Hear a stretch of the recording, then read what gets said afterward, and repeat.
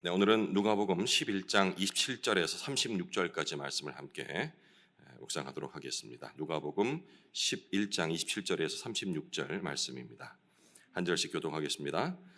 이 말씀을 하실 때에 무리 중에 한 여자가 음성을 높여 이르되 당신을 뵌 태와 당신을 먹인 젖이 복이 있나이다 하니 예수께서 이르시되 오히려 하나님의 말씀을 듣고 지키는 자가 복이 있느니라 하시니라. 무리가 모였을 때에 예수께서 말씀하시되 이 세대는 악한 세대라.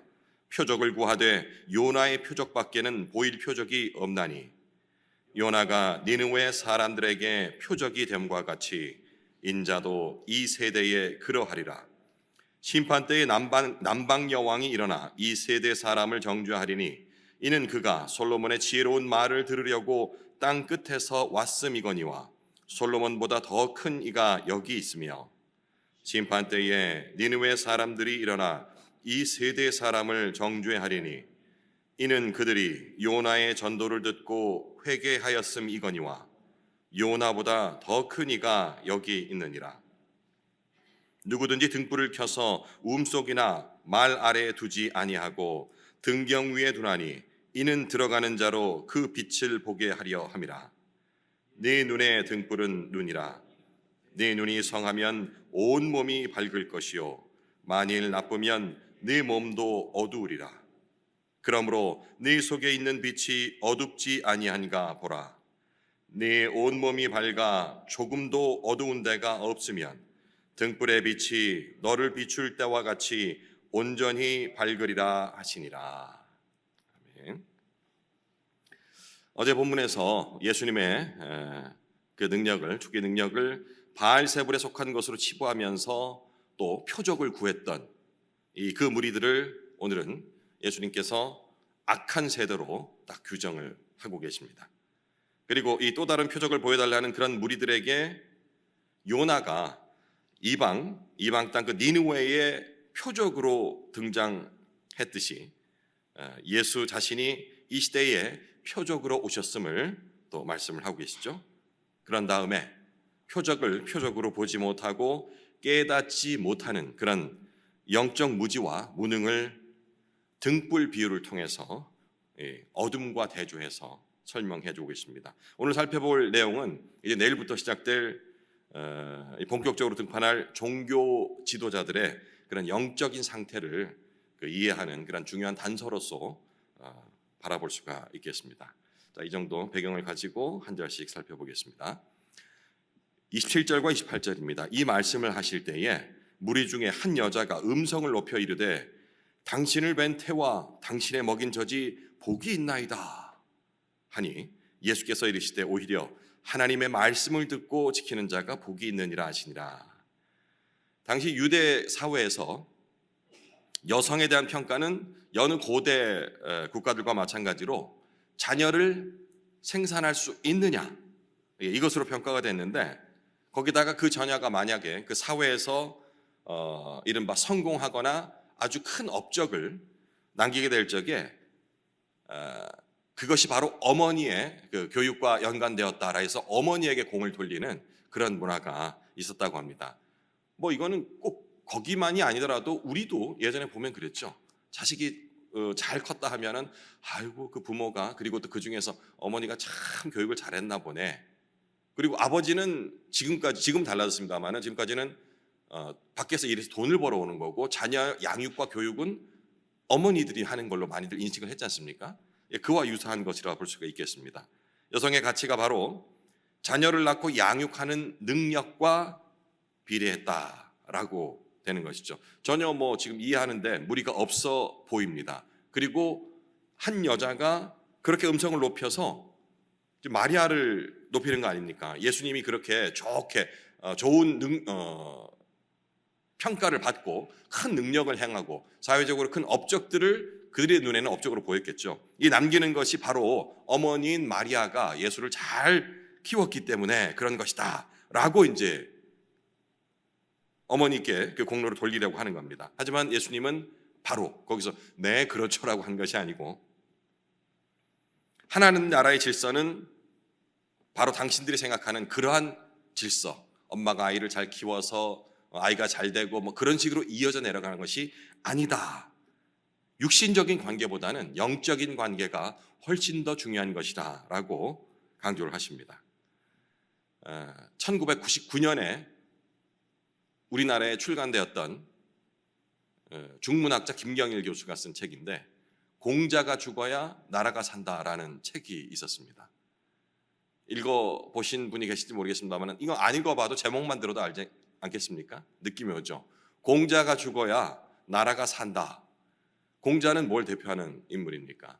유교 아닙니까? 그렇죠? 네. 조선시대 때부터 이어온 한반도에 이어온 그 유교 사상이 지금 근대 한국이 발전하는 것을 막고 있다라는 그런 취지의 글이었습니다. 책이었습니다. 사실 지금 현대 한국 기독교인들 중에도 이 문화로부터 자유롭지 못한 모습들을 종종 봐요.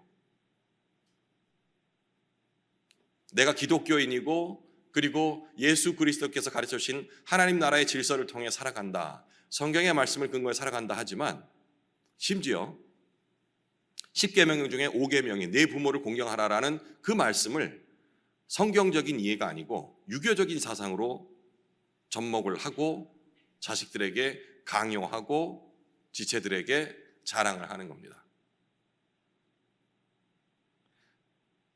더 길게 얘기하지는 않겠습니다. 예수님이 이런 식으로 오랫동안 굳어져 온 세상 나라의 시각을 하나님 나라의 법칙으로 바로 잡고 계시는 겁니다. 지금 혈연과 육신의 축복보다 하나님의 말씀을 듣고 순종하는 자가 더 복이 있다라고 정의를 하시죠. 이 말은 예수님의 복음이 혈연과 민족을 넘어서는 보편적인 그리고 영적인 차원에서 이루어지고 있다는 것을 얘기를 하는 겁니다. 오늘 제가 이 보편적이라는 단어를 몇 번 쓸 겁니다. 하나님 나라의 법칙은 특정, 혈연, 지연, 민족 이런 것들이 아니고 아주 보편적으로 심지어는 그리스도인이냐 비그리스도인이냐 이 차이까지도 허무는 것이 바로 보편적이라는 단어입니다. 하나님의 은혜는 물론 믿는 자들 그리고 믿지 않는 자들에게 받아들여지는 것은 다르겠죠. 하지만 보편적으로 모든 인류에게 은혜를 베풀어 주시는데 그것을 받아들이느냐 받아들이지 않느냐의 차이일 뿐이지 이렇게 혈연으로서 대단하네요 이런 부분이 아니라는 겁니다. 그리고 역시 믿는 그리스도인들 그분들에게는 이 모임에는 큰 복이 임하겠군요. 이것이 아니라라고 지금 예수께서 말씀하시는 겁니다.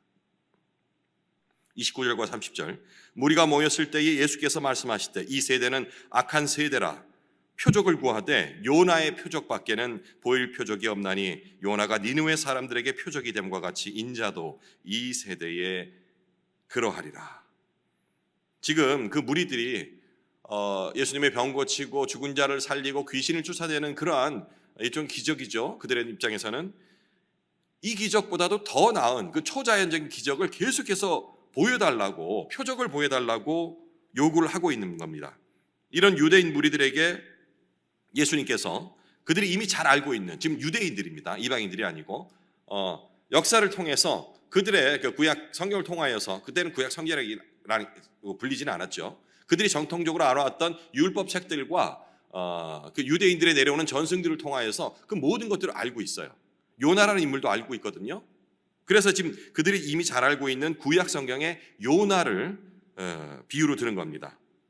요나의 표적이라는 것이 잘 아시다시피 하나님께서 니느웨 성읍으로 가서 이방 성읍입니다. 굉장히 그 용맹스럽고 좀 무자비하고 잔인했던 그런 민족이라고 나와 있는데 어쨌든 잘 살았다고 합니다. 이 니느웨로 가서 그 성읍이 이제 멸망할 것이라는 것을 전하라고 하는데 아시다시피 요나는 싫었습니다. 왜? 그 이방 민족이 망했으면 하고 바라는데 만약에 혹시 자기가 가서 그 하나님 말씀을 전했을 적에 회개라도 해버리면 분명히 하나님 용서해 주실 텐데 그렇게 원치 않았기 때문에 니느웨로 가지 않고 다시스로 가버리거든요. 다시스로 가는 배 아시죠? 풍랑을 만나서 이렇게 여차저차 해가지고 요나가 물에 빠지고 근데 하나님께서 예비해 두신 큰 물고기가 요나를 삼키고 물고기가 그를 데리고 니느웨로 가서 뱉어내잖아요. 이 얘기, 바닷물에 빠뜨리시고 다시 예비한 큰 물고기를 통해서 살리셔서 니느웨로 보내셨던 그 얘기를 지금 하시는 거예요. 특별히 구약의 여러 사건 중에서 요나를 비유로 든 것은 이런 의미가 있는 것 같아요. 요나가 물에 빠졌다는 것은 우리가 그 세례를 받을 때, 그러니까 침례, 물에 쏙 빠지는 거, 물에 둥둥 들어가는 것은 뭘 의미하냐면 육신의 죽음을 의미하거든요. 요나가 바다에 빠졌다는 것은 육신의 죽음을 의미한다고 볼 수 있습니다. 그런데 예비한 물고기를 통하여서 니느웨로 뱉어낸다는 것은 다시 살아나는 것. 뭔가 연관되는 것이 없습니까? 예수님의 십자가의 죽음과 그리고 부활을 연관시킬 수 있는 부분, 이 요나의 사건이 바로 그런 것이 되는 겁니다. 요나가 물고기 뱃속에서 나온 것이 니느웨 사람들에게 표적이 됐듯이 예수님의 부활 또한 회개와 구원의 궁극적인 표적이 될 것임을 암시하는 그런 단락이라고도 생각할 수 있겠습니다.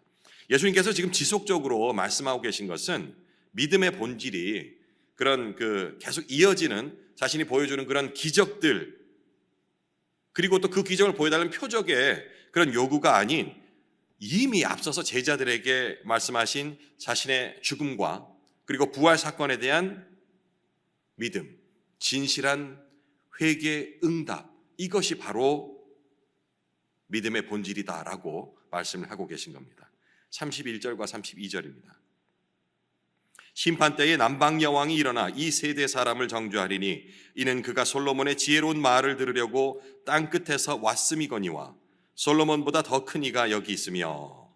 남방 여왕이 나왔고요. 그리고 32절 심판 때에 니느웨 사람들이 일어나 이 세대 사람을 정죄하리니 이는 그들이 요나의 전도를 듣고 회개하였음이니거니와 요나보다 더 큰 이가 여기 있느니라. 남방 여왕이 나오고 솔로몬이 나오고 그리고 니느웨 사람들이 나오고 요나가 나옵니다. 두 가지가 동일하게 같은 내용으로 두 가지 버전으로 비교를 하고 있는 거죠.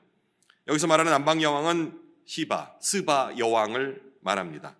솔로몬의 참 지혜를 찾아서 직접 온 그런 이방인이었죠. 참 지혜를 가지고 있다, 솔로몬이. 그렇게 이방인조차도 인정을 했던 이 솔로몬보다 더 큰 이가 바로 예수 그리스도 자신임을 얘기를 하시죠. 그리고 그 지혜를 거부하는 유대인들을 요나의 전도를 듣고 회개한 니느웨 사람을 사용해서 하나님의 백성이라서 사는 그런 유대인을 정죄할 것이다 라고 지금 경고를 하십니다. 불편하죠.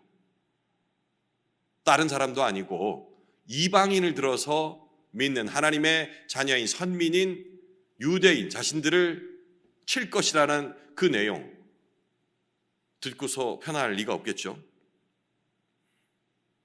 아마 엄청난 충격 혹은 반감으로 다가왔을 겁니다. 이런 모습들을 보면은 이 복음이라는 것이 지금 유대인들은 교만의 극치를 달리고 있잖아요.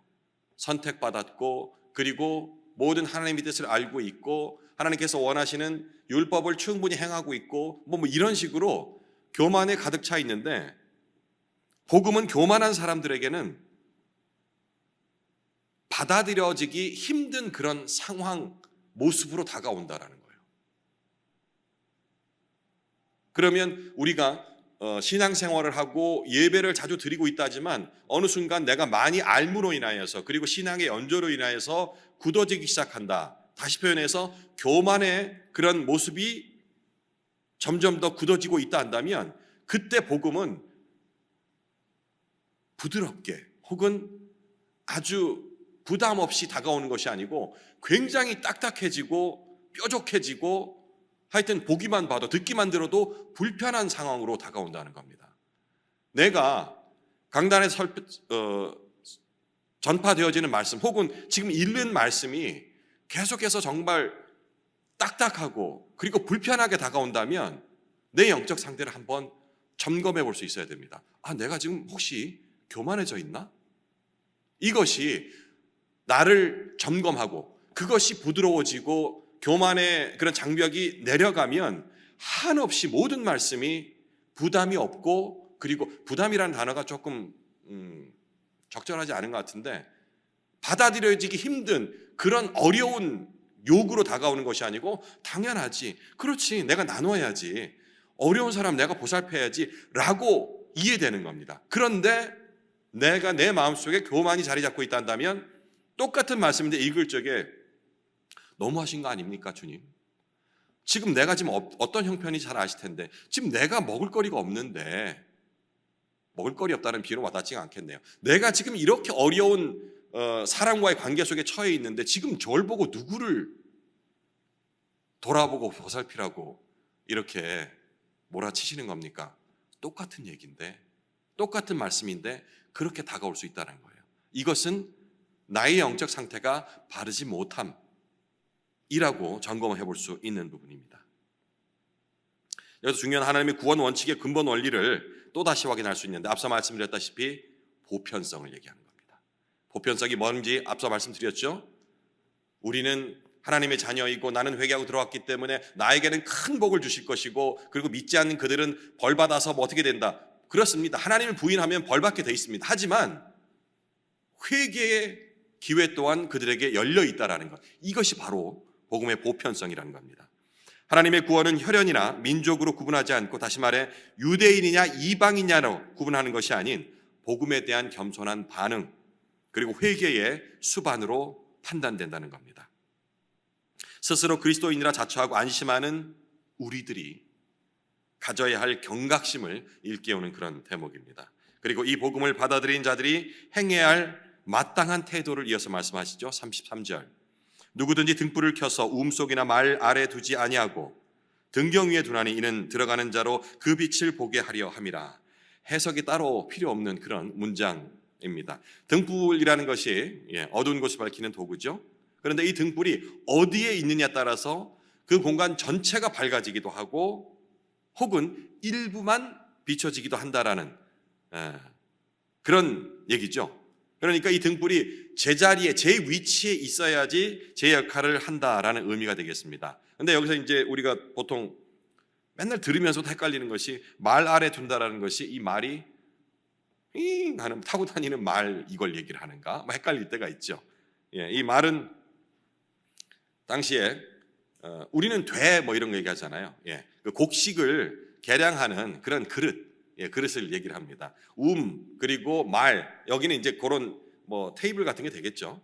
그 아래도 두면은 빛이 밝아질 수가 없는 거예요. 등경은 지금 여기 표현대로 하면은 입구 쪽에 딱 적당한 위치에 있어야지 들어오는 사람의 빛을 보고 환하게 들어올 수가 있는데, 그렇지 않은 곳에 있다면, 원래 제자리에 있어야 할 곳에 있지 않다면 제 역할을 하지 못한다라는 얘기가 되겠죠. 이 등불은 잘 아시다시피 바로 복음을 얘기합니다. 복음이 감추어지거나 숨겨질 것이 아니라 모든 이에게 드러나고 전해져야 한다는 것을 강조하는 그런 것이겠죠. 그리고 이 복음은 또다시 이제 보편적이라는 단어를 제가 설명하기 위해서 말씀을 드립니다. 복음은 등불의 특성이, 지금 이제 플래시 있죠. 이렇게 플래시를 탁 키면은 직진성입니다. 비추는 곳 이렇게 비춰지는데 특정 방향을 비추는 것이 아니고 전후 좌우, 등경이라는 것은 그렇게 됩니다. 전후 좌우 그리고 위아래 모두를 다 골고루 비추는 것처럼 이 복음이라는 것은 보편적이어야 하는 겁니다. 내가 원하는 사람, 좋아하는 사람에게만 전하는 것이 아니고 모두에게, 받아들이건 받아들이지 않건 모두에게 보편적으로 전해져야 한다는 것이 바로 등경 비유가 아닐까, 저는 그렇게 해석을 했습니다. 플래시로 만약에 비유했다면 플래시는 원하는 곳만 비추지 않습니까? 그런데 이 등경이라는 것이 특성을 생각할 적에 이게 예수님께서 바로 이 복음의 보편성을 말씀하시고자 이 비유를 든 것이 아닌가라는 생각을 합니다. 34절 그렇게 적혀 있죠. 이후에 내 몸의 등불은 눈이라. 네 눈이 성하면 온 몸이 밝을 것이요 만일 나쁘면 네 몸도 어두우리라. 그러므로 네 속에 있는 빛이 어둡지 아니한가 보라. 내 온몸이 밝아 조금도 어두운 데가 없으면 등불의 빛이 너를 비출 때와 같이 온전히 밝으리라 하시니라. 지금 지금도 이제 눈이 어둡다라는 표현이 그냥 육적인 눈을 얘기하는 것뿐만 아니라 그 영적인 상태, 내 마음의 상태를 보통 비유를 눈이 어둡다, 눈이 밝다 뭐 이렇게 들지 않습니까? 당시에도 이 눈이 영적인 판단력을 나타내는 그런 은유로 많이 사용이 된 것 같습니다. 눈의 상태가 내 내면의 상태 그리고 도덕적인 그 순결함의 척도로 간주가 되었다는 거죠. 예수님은 눈을 통해 들어오는 이 빛이 영적인 상태를 결정한다고 지금 이 구절에서 말씀하셨습니다. 영적인 통찰력 그리고 복음을 올바로 바로 바라보는 그런 능력을 얘기하는 것인데, 진리를, 이 복음을 왜곡 없이 받아들이고 이해를 하면은 우리의 삶 전체가 빛 가운데 있게 될 것이고, 그렇지 않다면 이 삶 전체가 어둠 속에 빠질 거라는 그런 경고죠. 얼마 전에 우리 목사님이랑 같이 제가 가서 안경점에 가서 안경을 맞췄어요. 아무래도 보통 일반인들보다는 그 책이나 서적이나 아니면 이제 컴퓨터 모니터를 장시간 바라봐야 하는 그런 환경이다 보니까 이게 눈이 좀 시력이 좀 안 좋아질 확률이 좀 높죠. 그래도 목사님 끝까지 안경을 안 쓰시고 계시긴 한데, 이 나이가 들어서 뭐 이렇게 노안이 온 거니까 당연히 그렇겠지 하고 뭐 대충 살 수도 있겠지만, 그러다 보면 되게 중요한 순간에 뭔가 놓칠 것들이 보여요. 반드시 읽어야 되는데 안 보이는 거죠. 그래서 뭐 중요한 거 있으면 나중에 되겠지. 뭐 일상에서는 그렇게 지나갈 수 있습니다만은, 책이 안 보이면 가져와서 다 보면 되는 거지만 이 복음이 선명하게 보이지 않는다 한다면 큰 문제 있는 거 아니겠습니까? 이 육안, 이 눈의 그 파트너가 이 안경이라고 한다면, 영안의 절대적인 파트너는 바로 성경입니다. 하나님 말씀이죠. 매일 말씀을 가까이 하지 않고 사는 삶은 노안이 와서 앞이 하나도 안 보이는데 안경을 안 끼고 그냥 사는 삶과 같습니다. 곳곳에 위험이 도사리고 있죠. 잘 안 보여서 돌불에 걸릴 수도 있고, 그리고 다가오는 차량을 바라보지 못할 수도 있고, 우리의 삶의 기준이 절대 선명하게 보이지 않는 거죠. 육안의 파트너가 안경, 영안의 파트너는 성경이라는 그 말씀을 우리가 바로 적용했을 적에, 내가 지금 이 성경이 선명하게 오지 않고 말씀이 와닿지 않고, 그리고 어떤 일이 닥쳤을 적에 과연 내가 크리스찬으로서 이 어떻게 행동을 해야 될 것인가라는 판단이 서지 않는다 한다면, 눈이 나빠졌는데 안경을 안 끼고 있는 것과 똑같이 내 영적인 눈이 어두워져 있는데 이 말씀을 가까이 하지 않고 있다라는 의미일 수도 있습니다. 남은 시간 예수께서 말씀하신 이 비유의 말씀들, 그 의미가 어떤 것인지 다시 한번 개인적으로 묵상을 이어가시기 바랍니다.